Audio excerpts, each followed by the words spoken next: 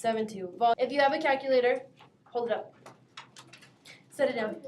If you have something to write with, hold it up. Set it down. If you have scratch paper, hold it up. All right, take time. Get some scratch paper. Get ready to use your brains. Wait, was it this class yesterday? I think it was this class. Yesterday, there's hold a pretend box present. Yep. Yesterday we talked about volume, right? Was it this class that someone said a puppy? No. Oh, it wasn't? Are you positive? Because yesterday we were talking about volume and what we could put inside a box that would be considered volume.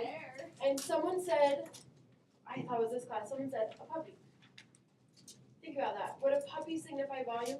No. Cooper's shaking his head no. Why not, guys? I want a hand in the air on this one. Why an awesome present of a puppy in a box? Why is that not technically volume? D, how come? Because it's only filling part of it. It's not touching the sides. Perfect.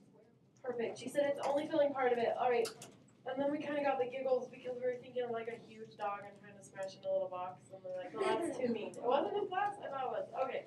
So a volume has to cover everything, right? There's one thing that perfectly measures volume every single time, regardless of what shape. What's one thing that if you put it inside a box or a cylinder like we're talking about today, it'll fill in every crack, every ridge? Chance, what do you think? Water. Water. A liquid will fill in everything, right? All right, cylinders. Yesterday we talked about prisms. We had pyramids, we had rectangular prisms, triangular prisms. Today, cylinders. I want a real life example of a cylinder. Ready? Set. Tyler, what's a real life example? Peas. Peas? What do you mean by peas? There's juices in peas. Juices in peas. So do you mean like a can of peas? Yeah. All right, can of peas, definitely I'll agree with you. That's a cylinder. Glenn, you got another one? Soda can, that's totally a cylinder. Over here, got another one? Sergio? Fruit punch cans, absolutely. Oh, more. Bridger? The batons that they hand off in like track meets. Totally. Perfect. Good one. The batons that they have in track meets, you know, when they hand it off. Totally, that's cylinder. Joey, you got another one? Tires? Yeah. Except for that fills water. Oh, you're right, yeah. Okay. You got another one, Josh? Oh, like our head? Yes, you have to have like flat right here, right? Squashy on top and the bottom. Question. I'm gonna shout out something, you tell me if it's a cylinder. Are you ready? Chapstick. Yes. My microphone. Yes. Ish, right? Because it's got this weird, like, collar. I don't even know what it is. What about, do you know what a silo is? Yes. A silo? Silo, they're on farms. They hold grain, like those huge cylinders. Can you think of them? Like enormously huge. All right, one last question. The clock. See? Yeah. It's like a squashy cylinder, huh? All right, you did just fine. Okay, you ready with your notes? Our volume of cylinders is right here. Does it look familiar? Yeah. That's what we used yesterday, right? It's the exact same formula. All right, write on your notes. I'm going to write this down for you. So it's the same formula. V equals capital B H. What does the capital V stand for? All right, that part is just volume. What does the capital H stand for? All right, this one I want a hand in the air. Do you remember what a capital B stands for? Caleb, what is it? Base area.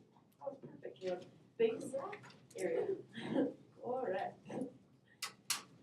All right, good luck. Are you ready? Can you sketch a cylinder? Yeah. All right, let's just try together. Here we go. You gotta think, what's on the bottom? What shape's on the bottom? A circle. On the top? Circle. And then connect. Looks a little bit silly, but I'm proud of myself. Cylinder. The base has to be stable. You have to be able to set that shape down and it's not going to roll away. So what is the shape of the base on a cylinder? Circle. It's a circle. So right here, guys, in your notes, will you write yourself a hint? Remind yourself that the base area is always a circle. So how do we find the area of a circle? It's a formula, which we actually have already used, but do you remember it? Do you remember, Jovian?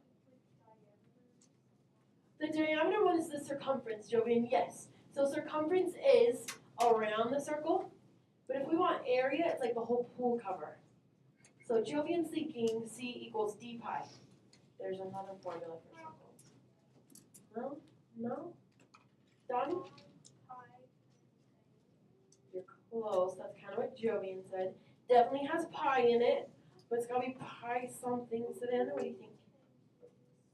Yes, Savannah! Guys, write in your notes. The area of a circle is pi, she said, times radius squared. Savannah, you're the first all day to say radius squared.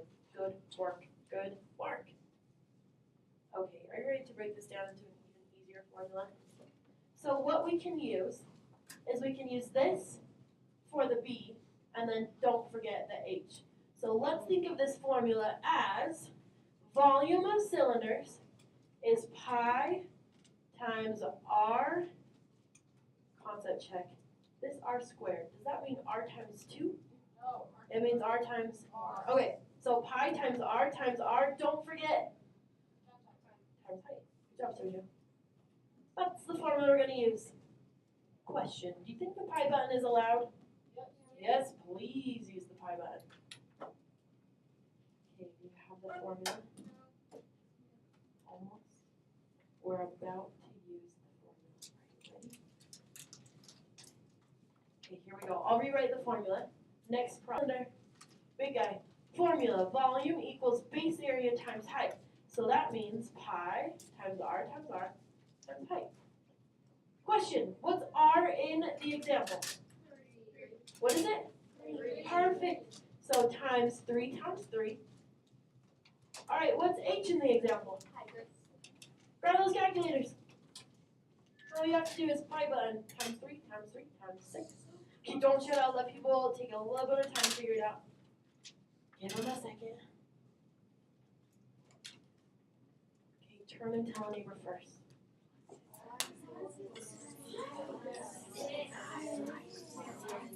All right, I think I heard you. Will you make sure I do this right? Did you say 169.6? Yay! Stop, I don't want to circle it yet. You know why I don't want to circle it yet? D, how come? Because it's not Meters cubed, D, good job. All right, question. I'm going to box it instead of circling it. Question, why meters cubed and not meters squared? Why do we have a 3 as our exponent and not a 2 as our exponent? Joey, go ahead. Because, like, if there's cubes filling it, then it makes more sense to have it filled on the outside. Totally, that makes sense. We're filling it on the inside, not on the outside, right? Emily, want to add to that? Emily, go ahead. Isn't it because you're like multiplying 3 different pieces of it? Yeah, totally. We've got 3 meters times 3 meters times 6 meters. That's meters times meters times meters. Meters cubed. There's 3 of them. Good job, guys. I'm impressed. How many of you? I'm pretty sure I got this. It's just a formula. Yeah? Okay, make sure you show your work on the next one. I want to know what you're multiplying. I'm going to hide this one. Don't worry about that one yet. Try number 1. Go.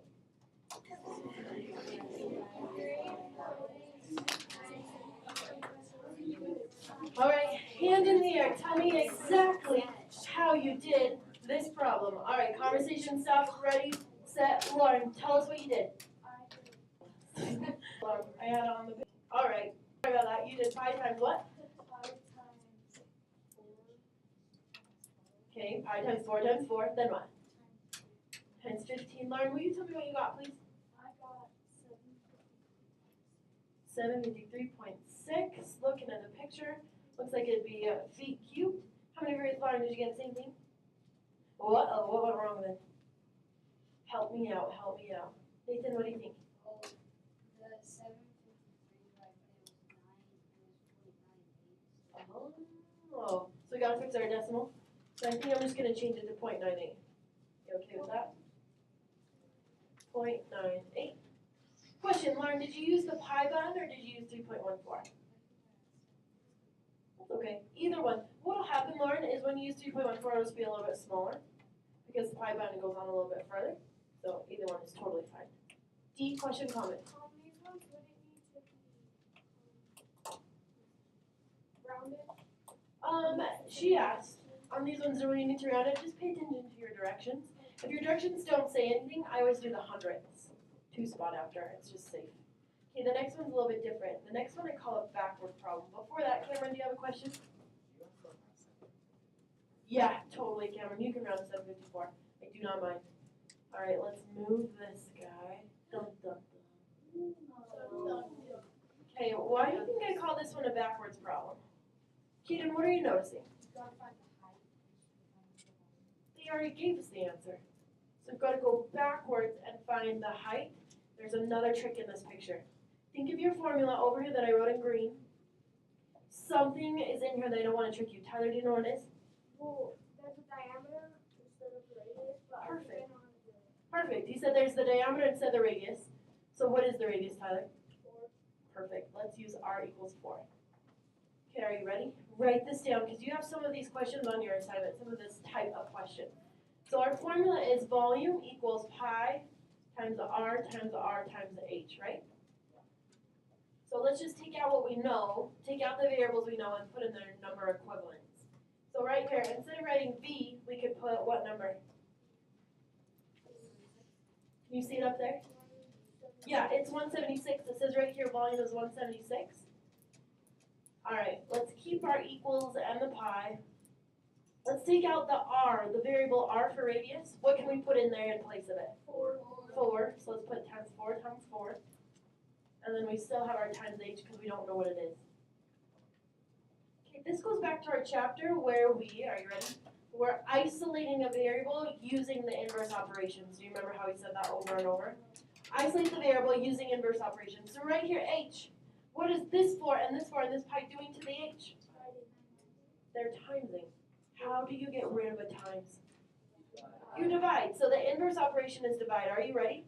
So all you do is you take everything that's bugging it, all of this, and you divide 176 by it. So do 176 divided by pi, divided by 4, divided by 4. Hit your equal button and it'll give you height. You're isolating the variable using the inverse operation. Inverse operation of multiply is divide. Okay, does everybody have it yet? Jillian, where'd you get? 3.5? Alright, here's where students got confused. 3.5 what? What do you think? Oh, are you kidding? Because you were the first class that said centimeters and you didn't say centimeters squared, you didn't say centimeters cubed, you just said centimeters. You got it! It's totally just centimeters. I am beyond impressed. Good work. Alright, that's our first example of the backwards problem. How you're like, I think I get it, even though it's the first kind. Okay, let's do another one. I don't want it to confuse you. Most of you get it, but let's get everybody. Same on this one. I'm going to hide the second one. Feel free to try. But I need to. That's 5 inches if you can't see it in the back. Directions, say time, height. Good luck. Oh, wait, hand in there. Tell me exactly what you did to solve this problem. Matt, what did you do? Well, since they tell you the volume, Uh-huh. you do 84 divided by 5 Uh-huh. divided by 5 Nice, Matt. Oh, what'd you get for a final answer?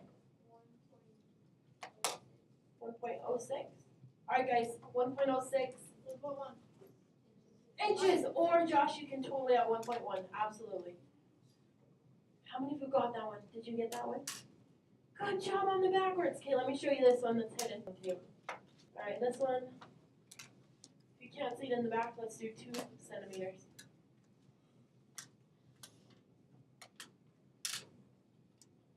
Alright, help me out. Hand in there. Literally, what did you do? Caitlin, what did you do? So I took the volume, which is 650, and then I divided it up. And then I divided it by pi divided by 2 by 2. Nice, Caitlin. Took the 650 divided by pi, divided by 2, divided by 2. Caitlin, what'd you get for a final height? 0.73 centimeters? Alright, I feel like I'm totally standing in the way. How many got the exact same thing as Caitlin? You good? How many got? I'm okay. Backwards problem or not, I'm okay with those ones. Let's do one more problem. It's about salsa. How many of you like salsa? Quite love salsa. Okay, here we go. The problem is saying how much salsa is missing from the jar. So wait, do we want this volume right here? No, we want it in our bellies now. So how much did we eat right here? We're trying to find the volume of just what's gone. So what's the radius? Okay, be careful. What's the height of just the part that we ate? 6. Where'd you get 6 from? 4 minus 6. Right here, the whole thing is 10. There's still 4 centimeters left. So we ate how much? In height, we ate 6 of it, right? All right, height is 6. Hand in the air. What's the formula you're going to use? Do you remember what it is? Caleb, tell me the formula. Pi times 5 times 5 times 6. Good job, Caleb. Pi times 5 times 5 times 6. Caleb totally gave it away. You guys already have it. Let people take just a second to finish it. Okay, you ready?